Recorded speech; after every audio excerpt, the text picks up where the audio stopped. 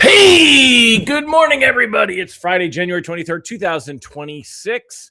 Welcome to my live. I am Hammer, owner of Originator Success, Grab and Go Social and Rate Sensei. Go check those out to help you to get more loans in 2026. If you're here this morning, say good morning. Welcome. Remember, you can join me live each and every weekday morning, 9:30 a.m. Eastern time. We talk about what's going on with rates and pricing and the markets and the news and everything about the mortgage business here. So appreciate you having me in your life this morning. If you would like a reminder that I'm going live so that you don't miss any of the show, go ahead and sign up for those reminders. They come to your texts at hmmr.io/reminder or use this cool QR code over here, and that'll get you dialed in. Very good, very good, very good. Did I get my reminder this morning? I'm curious. Did I? Yes, I did. There it is. Okay, good. So I'm getting mine again. I stopped getting them for a little while. It was kind of weird. So anyway, if you're here this morning, say good morning. Appreciate you being here. Don't forget to smash that like button on whatever platform you're on. If you're on Facebook, maybe tag an originator friend, that kind of stuff. Let's go ahead and say hi to the live folks, and then we'll jump in and get started. See who we got here this morning. First one to say good morning this morning on my screen is Tom Deadmore. Happy Friday, Tom. Hope you're having a great day, my friend. Who else we got here? Deb Dickinson, Mark, Frederick, David, Paul, George. Good morning, Mike Brown, Holly Johnson, Lisa Cramp, Jared, Vincent, Zane. Good morning, Mr. Zane. Good morning, Ms. Amy Blauser. We got Almir Krivdik, Vicky McSweeney, Rob Smith here this morning, Faya Scribano. Good morning, each and every one of you. Hope you are prepping up for a great weekend. Let me know, what are your plans this weekend? My wife is away at a scrapbooking event this weekend. She has my mother-in-law with her. For those of you that know, my mother-in-law lives with us as well. So it's just me. I'm living the bachelor life this weekend, depending on how this storm goes. I will go over to my son's house. He bought a house on January 9th, so it's been about 2 weeks, and I was there last night. We have to finish not finish, but we have to continue to renovate the master ensuite bathroom, and we've got to get the floor prepped for putting down vinyl plank flooring, and got a lot of work still to do, but they've done a lot of painting, a lot of demo, a lot of cleanup, so modernizing the house. Good morning, Nathan Einkorn. Good to see you, sir. Tom, you're talking about the ice storm in Raleigh. Dude, I am so curious on how this is actually going to play out. I was stoked because I thought we were going to get like 20 inches of snow. Now it just looks like we're going to get a bunch of ice. Vicky McSweeney watching the Pats. Could they do it? Could they go all the way this year? What a turnaround. Isn't it crazy how some of these teams, that's why everyone says it's rigged. I don't think it's rigged. I think that you have professional teams that there's, as much as like you've got everybody and then you got the Jets. The Jets will always suck. They're the Jets. But otherwise, the rest of the teams have parity. You know, I mean, it could even look at the, what are you doing over there by the fish tank, girl? Watching Sophia over my shoulder as I see her in the camera. So anyway, Patrick Campbell, I'm with you, TGIF, baby. Will Patterson, good morning. Mike Tebow. Tom Stafford looking for a Broncos miracle.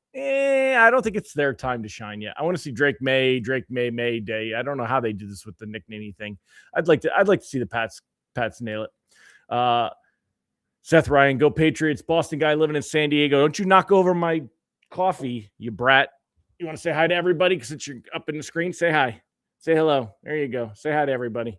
There's Miss Sophia. She wants to be petted. That's what she's letting me know. So we will put her on the lap and pet her while I go over. All right, let's get to the good stuff, though. Let's skip to the good part. So it is Friday. Where are we at this Friday?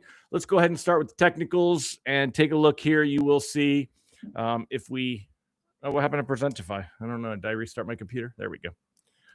Let's take a look with Presentify here, and you take a look down here at the 48-hour chart. Remember, everything in front of this line was yesterday.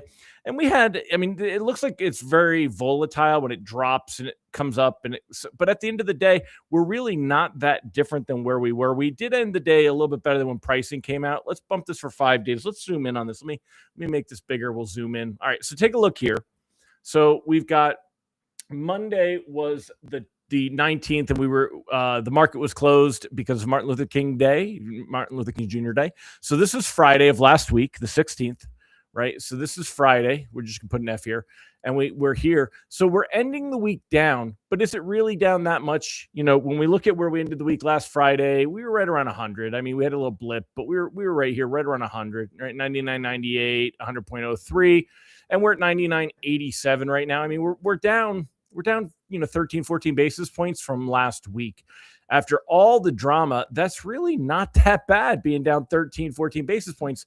However, it's still well off of these best levels. This was when we had that $200 billion going to buy up a bunch of mortgage-backed securities announcement. Remember, that came out right here, this green candlestick, and then Friday here. So 2 weeks ago, we were celebrating rates in the fives. Now we're looking back at rates. I mean, we're right back where we were. I mean, this is really not that different. 6.19, 6.20, 6.21. That's where we spent all of the end of December and beginning of January. So, yes, I do love to poke fun at the guy who is very noisy. And I know that some of you Trump supporters get mad at me, but I'm just poking fun because he's still, a politician. So, but so much for that home affordability. You can't fix it, but he'll get out there and say, I fixed home affordability. Homes are more affordable than they've been during Sleepy Joe Biden. It's kind of entertaining if you actually step back and watch it. I do get entertained. Are you not entertained? Come on, right, Nathan? Nathan Einkorn says he was more of a fan of Gladiator 2 than Gladiator 1. I'm waiting to see. This is about 30 seconds before I see that comment go, no.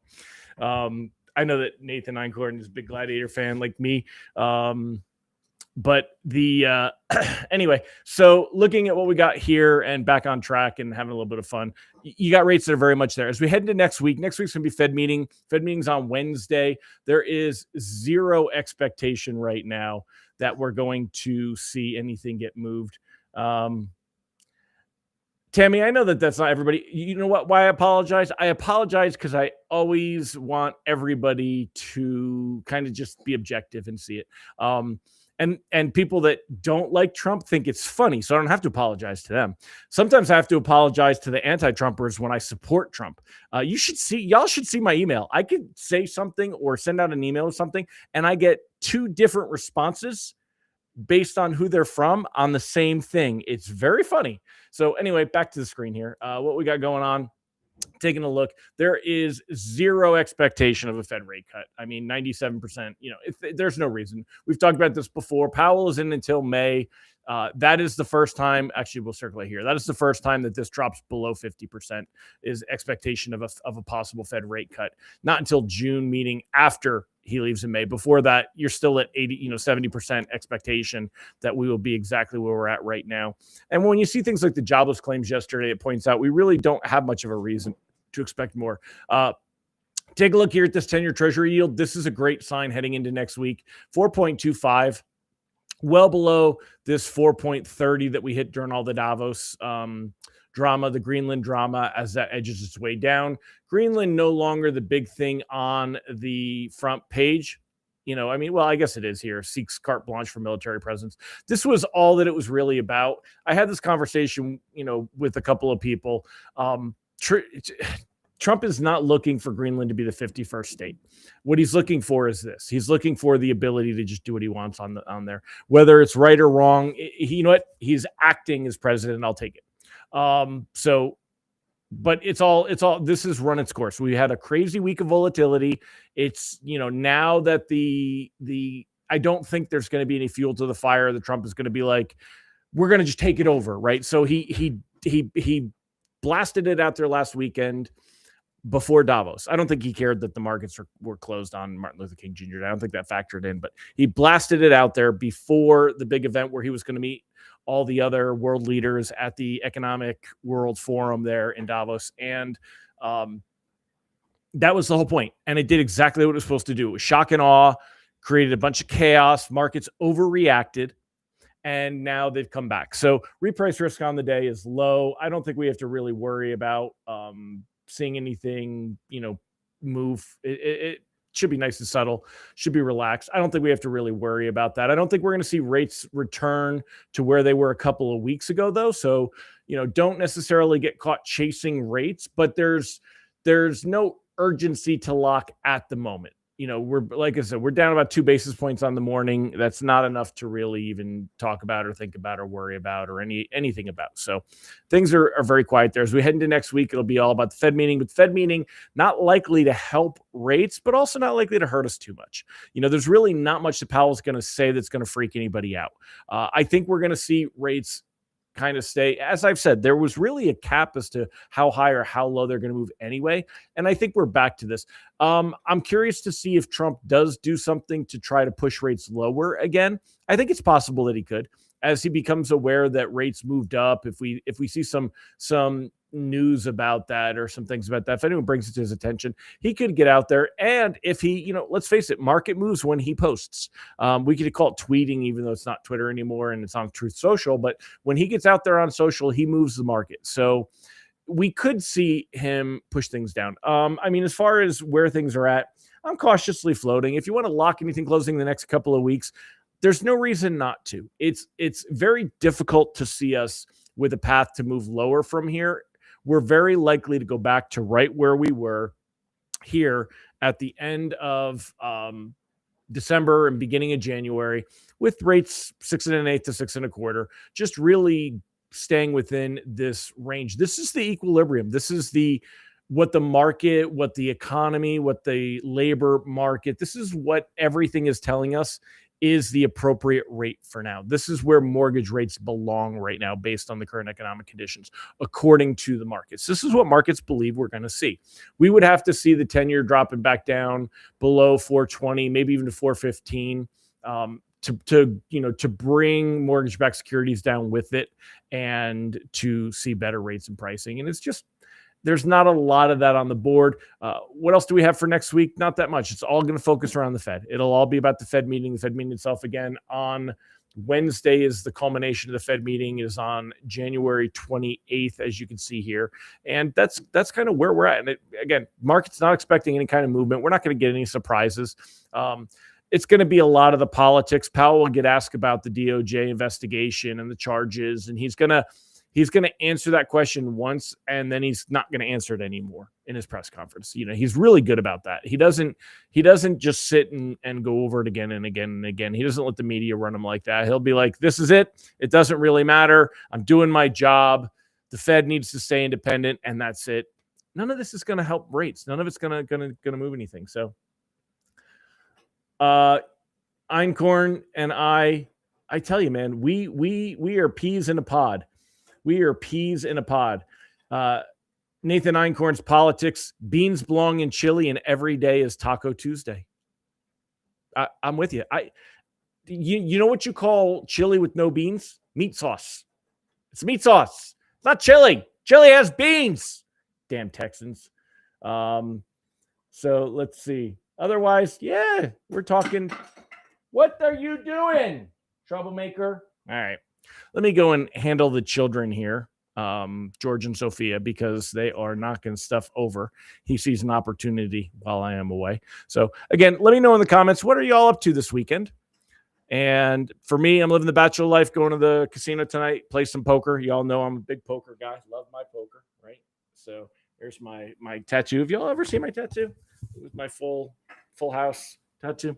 So I'm going to go play me some poker tonight and then DIY in it over the weekend. Yeah. Christopher Griffith has left the chat. He's a big meat guy. He just loves that meat sauce. Calls it chili. Damn Texans. So, all right, my friends, hope y'all have a great weekend. And, one thing I wanted to share with you real quick. Let me go ahead and pop this up. There's 43 of you on. I'm going to go ahead and run a quick commercial. So let's take a look here. Article this morning about how TikTok, I always told you TikTok would not go anywhere. TikTok seals a deal to operate in the U.S. after years of drama.